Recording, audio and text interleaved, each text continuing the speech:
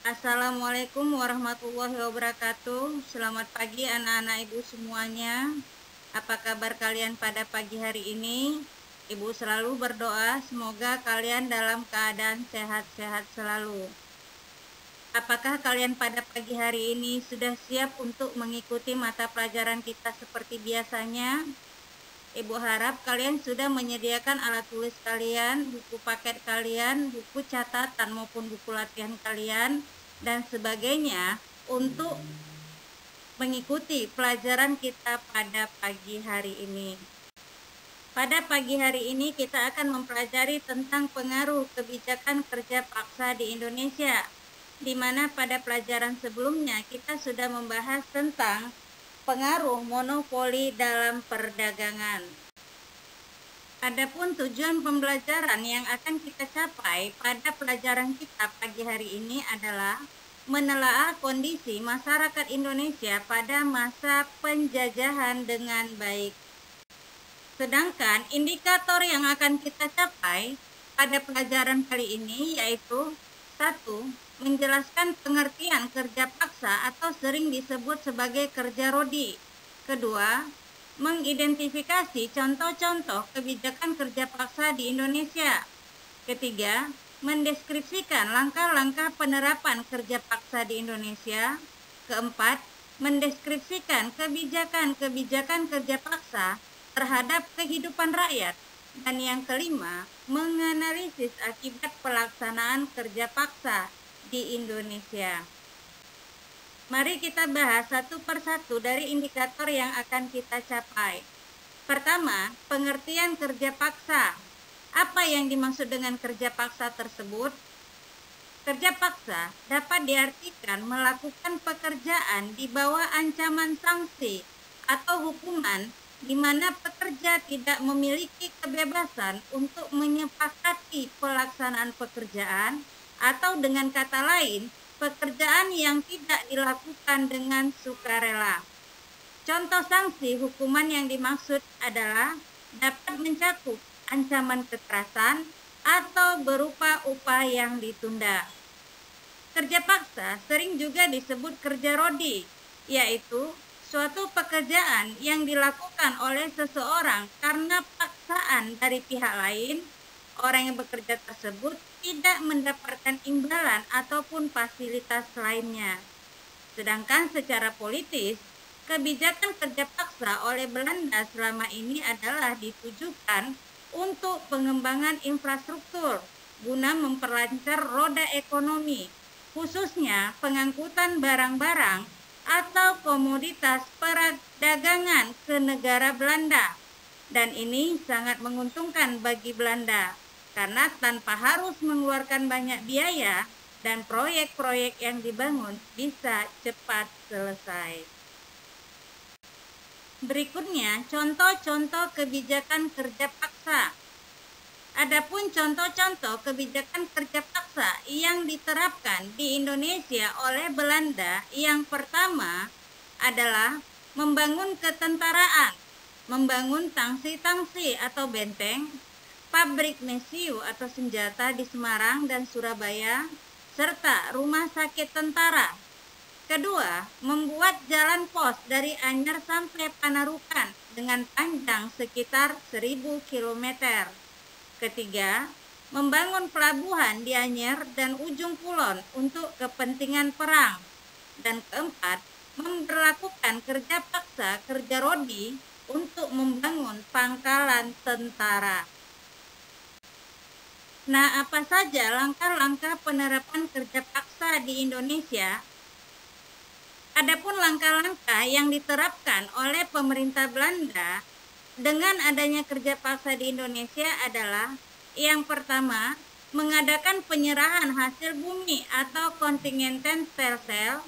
Kedua, memaksa rakyat-rakyat menjual hasil buminya kepada pemerintah Belanda dengan harga murah atau fairplay referensi.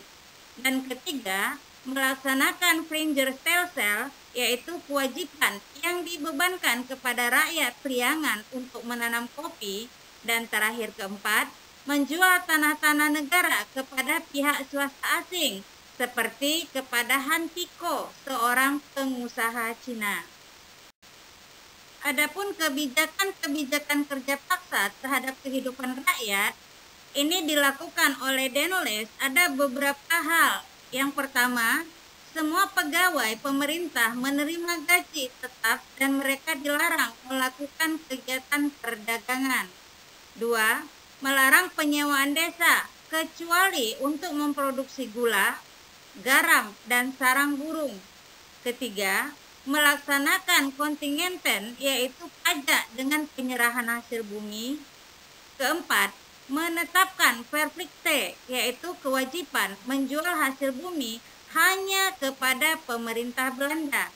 5. Menerapkan sistem kerja paksa atau kerja rodi dan membangun ketenteraan dengan melatih orang-orang pribumi. 6. Membangun jalan pos dari Anyer sampai ke Panurukan sebagai dasar pertimbangan pertahanan. 7. Membangun pelabuhan-pelabuhan dan membuat kapal perang berukuran kecil. 8. Melakukan penjualan tanah rakyat kepada pihak swasta atau asing. Serta yang terakhir, 9. Mewajibkan Ranger Sel-sel, yaitu kewajiban rakyat Priangan untuk menanam kopi. Materi yang terakhir yang kita bahas pada pelajaran kita hari ini adalah akibat pelaksanaan kerja paksa di Indonesia. Tentunya akibat pelaksanaan kerja paksa ini berdampak bagi dua negara atau dua pihak. Yang pertama, bagi rakyat Indonesia. Akibat pelaksanaan kerja paksa tersebut, ini ada beberapa hal. 1.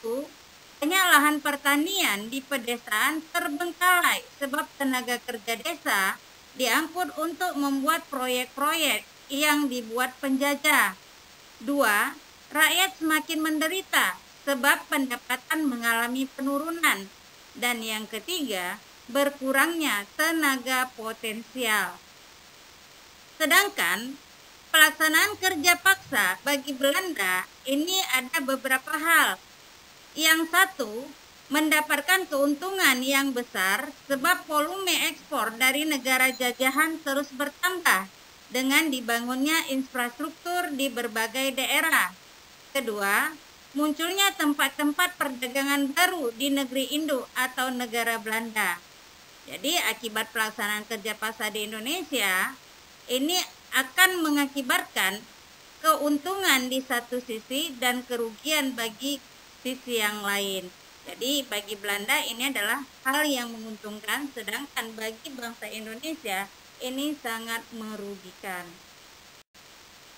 Demikianlah materi kita pada pagi hari ini. Ibu harap kalian bisa mengerti dan memahami tentang materi yang kita bahas tadi mengenai pengaruh kebijakan kerja paksa di Indonesia. Kalaupun ada di antara kalian yang belum paham dan belum mengerti tentang materi yang sudah Ibu jelaskan tadi, kalian bisa menanyakan langsung kepada Ibu melalui WA. Adapun materi dan tugas yang akan kamu kerjakan, ini sudah Ibu kirim melalui Google Classroom. Kalian bisa membuka Google Classroom kalian dan melihat apa tugas yang akan kalian kerjakan pada minggu ini. Tetapi Ibu harap kalian bisa mengirimkan atau mengerjakan tugas kalian sesuai dengan petunjuk tugas dan menyerahkan tugas kalian tepat pada waktunya.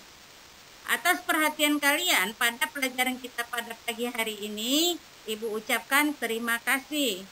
Dan Ibu juga memotivasi kalian untuk tetap semangat, untuk tetap menjaga kesehatan kalian, dan tetap mengikuti protokol kesehatan. Dan Ibu akhiri dengan Assalamualaikum warahmatullahi wabarakatuh dan selamat pagi.